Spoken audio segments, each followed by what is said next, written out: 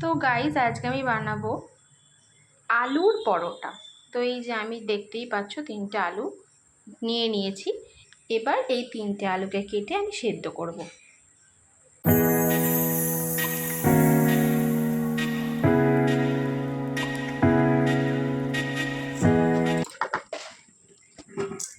ধনে,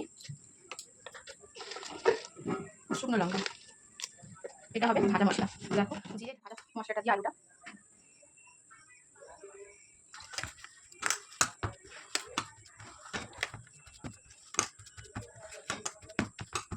তো পরোটার ডোটা এখন বানানো হবে, তার জন্য ময়দাতে দিয়ে দিচ্ছি নুন,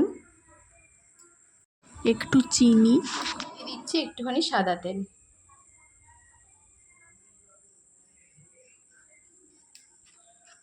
সামান্য একটু কালো জিরে, দিচ্ছি সামান্য একটু পাতিলেবুর রস।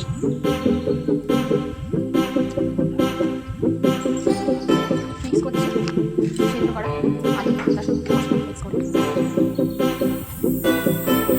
ময়দা ভাত দেওয়া হয়ে গেছে। এবার ওটা রেডি হবে।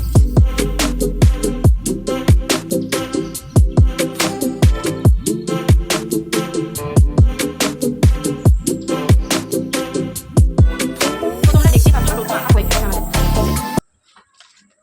দেখুন তো পরোটার এ দেখো গুছি বানানো হয়ে গেছে।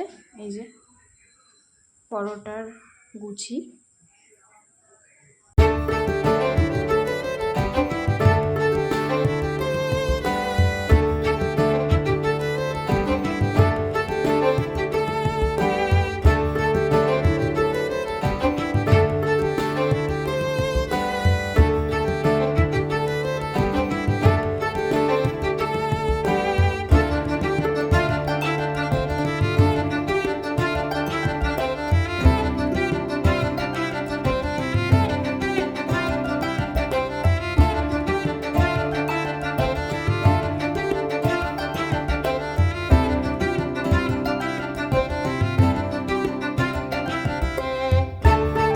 দেখো আমাদের পরোটা ভাজা কমপ্লিট।